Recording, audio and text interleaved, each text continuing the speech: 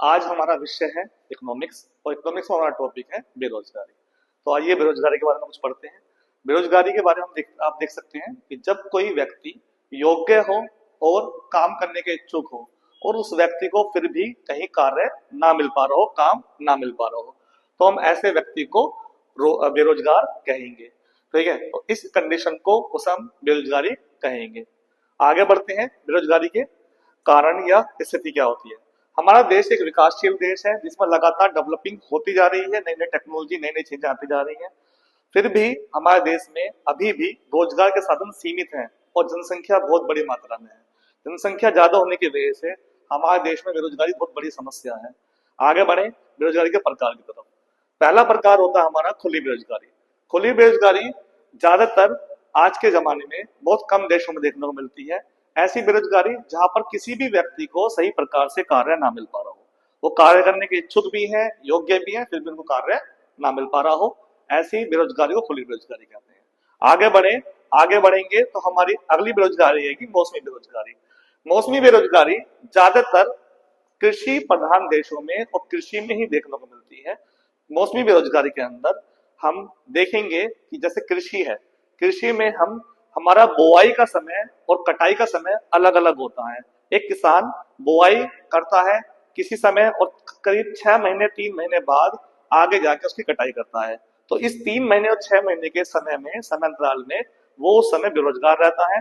तो ये बेरोजगारी हमें ज्यादातर मौसमी बेरोजगारी जो है वो कृषि क्षेत्र में देखने को मिलती है।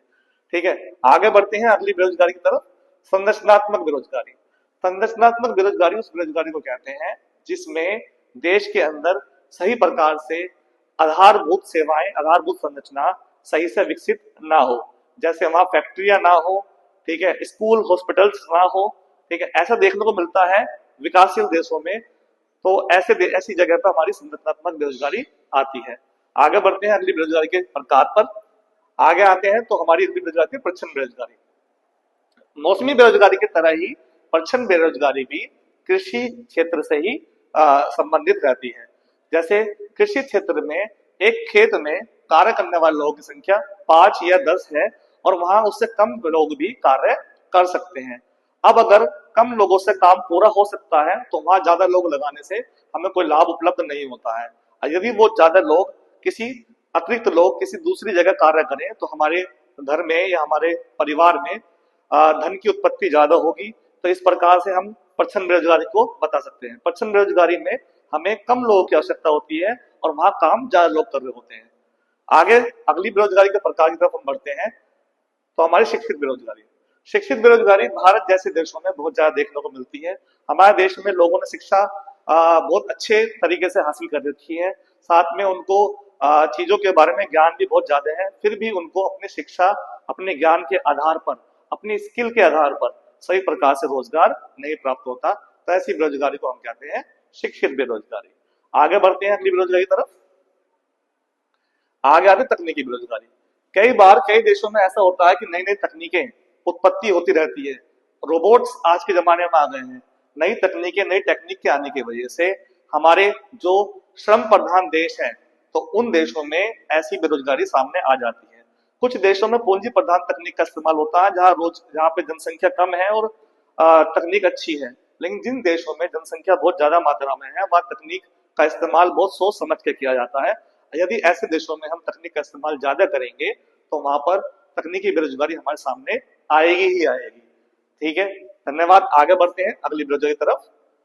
अस्थायी बेरोजगारी। अस्थायी बेरोजगारी कुछ समय के लिए आती है। जैसे हमारे देश में ऐसा कभी हुआ था जब हमारे देश में कोरोना महामारी ने आगमन हुआ था। कोरोना महामारी की हमारे देश में परेशानी सामने आई थी। उस देश में, हमारे देश में उस समय में हमारे देश में एक अस्थायी बेरोजगारी आ गई थी। कुछ 3 महीने 6 महीने के लिए हमारे देश के लोगों के पास रोजगार पूरी तरह समाप्त हो गया था। अगले प्रकार की तरफ बढ़ते हैं। दर्शनात्मक बेरोजगारी। दर्शनात्मक बेरोजगारी वो बेरोजगारी होती है जब कोई व्यक्ति अपनी एक नौकरी से या एक रोजगार से दूसरे रोजगार की तरफ जाता है और जिस समय वो दूसरे रोजगार ढूंढता है वो समय उसका दर्शनात्मक बेरोजगारी के अंदर आता है। जैसे यदि हम आज अगर अपनी जॉब से रिजाइन करते हैं और अगली जॉब को हम ढूंढ रहे हैं और उस समय हम अगली जॉब को ढूंढने में 10 या 15 दिन हमारे समाप्त हो जाते हैं, खर्च हो जाते हैं। तो ऐसी बेरोजगारी को हम रचनात्मक बेरोजगारी कहते हैं। अगली बेरोजगारी की तरफ हम बढ़ते हैं। ठीक है, यहाँ हमारे बेरोजगारी के प्रकार खत्म होते हैं।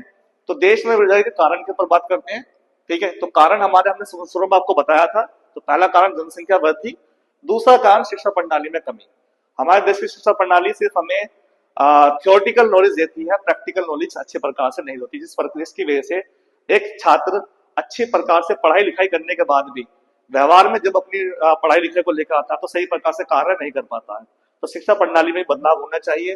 औद्योगिक विकास में कमी, सही प्रकार से आज के जमाने में हमारे यहाँ पर फैक्ट्रियों की कमी है, जिसकी वजह से भी बेरोजगारी होती है।